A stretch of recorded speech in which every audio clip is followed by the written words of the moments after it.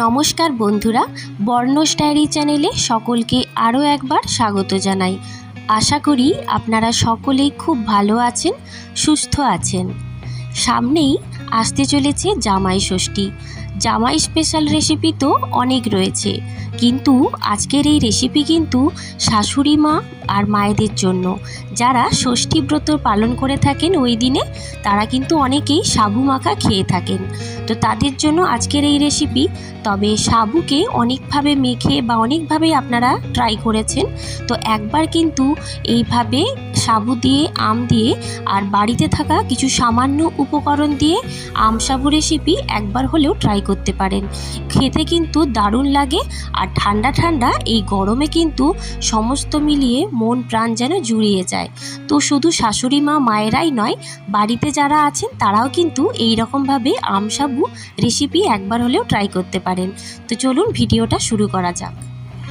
প্রথমেই দেখুন একটি পাত্র নিয়ে নিয়েছি, এর মধ্যে আমি 1 কাপ বড় দানা সাবু নিয়ে নিচ্ছি। এরপরে এটাকে জল দিয়ে খুব ভালোভাবে ধুয়ে নেব। তবে এটা প্যাকেট সাবু যেহেতু, সেইভাবে কোনো ধুলো নোংরা কিছুই ছিল না, তাও আমি এখানে 1-2 বার একটু ধুয়ে নিচ্ছি। ধুয়ে জলটা চেঞ্জ করে দেখুন সাবুটা আবার এরকম নিয়ে নিয়েছি। এরপরে ভালো ফ্রেশ জল দিয়ে এটাকে আমি 3 থেকে 4 ঘন্টা ভিজিয়ে রাখবো। তো সাবু যদি এইভাবে 3 থেকে 4 ঘন্টা ভিজিয়ে রান্না করা যায়, তবে খুব তাড়াতাড়িও হয়ে যায়, আর এটা শরীরের জন্য খুব ভালো। তো দেখুন এইভাবে আমি 3 ঘন্টা পর ফিরে এসেছি। তো সাবুগুলো একদম বড় হয়ে ফুলে গেছে, দেখে বুঝতেই পাচ্ছেন বেশ বড় হয়ে সাবুগুলো ফুলে গেছে। তো এরপরে আমি জলটাকে ঝরিয়ে নেব, আর এইভাবে সাবুটাকে রান্না করে নেব। তো এরকমভাবে 3 থেকে 4 ঘন্টা যদি ভিজিয়ে রাখা যায়, তারপরে যদি রান্না করা যায়, দেখবেন খুব কম সময়ের মধ্যে সাবুটা সেদ্ধ হয়ে যাবে।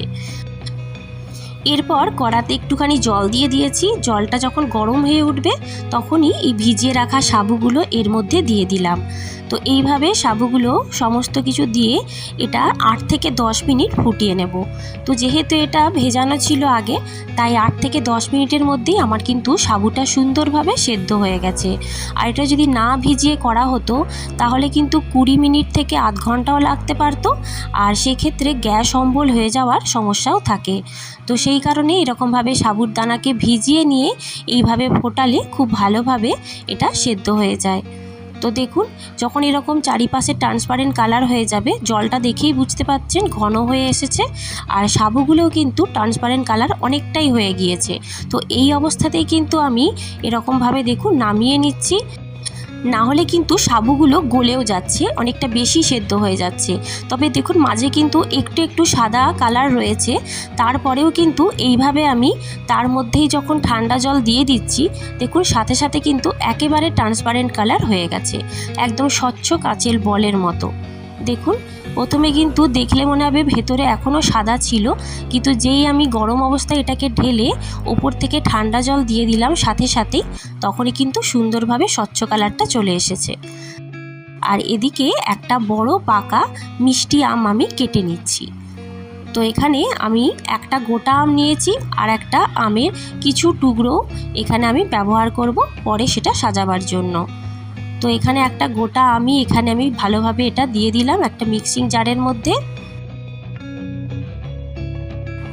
আমটা যদি মিষ্টি হয় তাহলে খুবই ভালো, আর যদি আমের মিষ্টিটা কম থাকে তাহলে সেক্ষেত্রে কিন্তু আপনারা চিনি ব্যবহার করতে পারেন। তবে এখানে কোনো রকমের আমি চিনি ব্যবহার করিনি, কারণ আমটা খুবই মিষ্টি ছিল।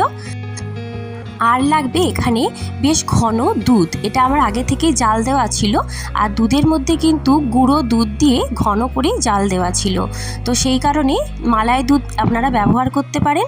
আর দিয়ে দিচ্ছি 3 থেকে 4 চামচ মতো কনডেন্স মিল্ক বা মিল্ক মেড, আপনারা যে কোনো কিছুই এখানে ব্যবহার করতে পারেন। দিয়ে সমস্ত কিছু একসাথে মিশিয়ে নিলেই এটা রেডি হয়ে যাবে মিশ্রণটা। এই সমস্ত উপকরণ মিলিয়ে এটা অবশ্যই খুবই টেস্টি হবে, বুঝতেই পাচ্ছেন। আর এই কারণে আমি এখানে কোনো রকমের চিনি ব্যবহার করিনি।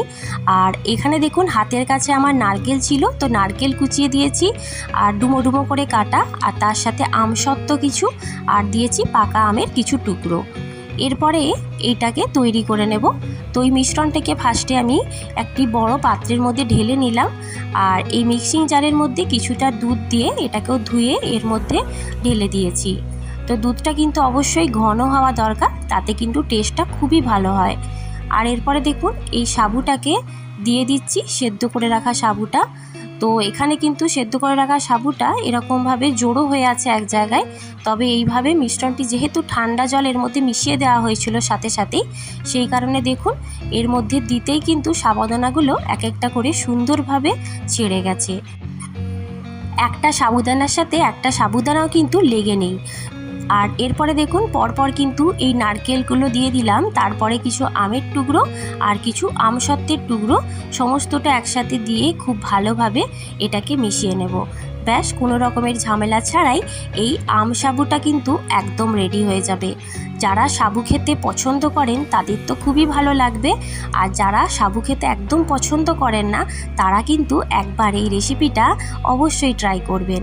আর এটা যদি ফ্রিজে ঢুকিয়ে ঠান্ডা ঠান্ডা খেতে দেওয়া হয় তাহলে তো দুর্দান্ত লাগবে।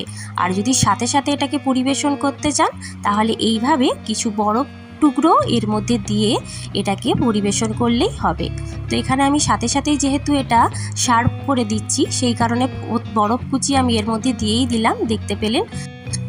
তো এরপরে আমি দুটো পাত্রের মধ্যে এটাকে খুব সুন্দর করে সার্ভ করে দিচ্ছি ঠান্ডা ঠান্ডা। তো পাকা আম বাড়িতে থাকতে থাকতে অবশ্যই কিন্তু আপনারা এই আম সাবু রেসিপিটা একবার ট্রাই করতে পারেন। যারা সাবু পছন্দ করেন না তাদেরও কিন্তু খেতে দুর্দান্ত লাগবে, আর যারা পছন্দ করেন তাদের তো ভালোই লাগবে। তাহলে আজকের রেসিপি আপনাদের কেমন লাগলো অবশ্যই কিন্তু কমেন্ট করে জানাবেন। আর যদি ভালো লেগে থাকে তাহলে লাইক, শেয়ার, কমেন্ট করে দেবেন। আর চ্যানেলটিও সাবস্ক্রাইব করবার অনুরোধ রইল। আজকে এই পর্যন্তই, আবার অন্য কোনো ভিডিও নিয়ে হাজির হয়ে যাব। ধন্যবাদ।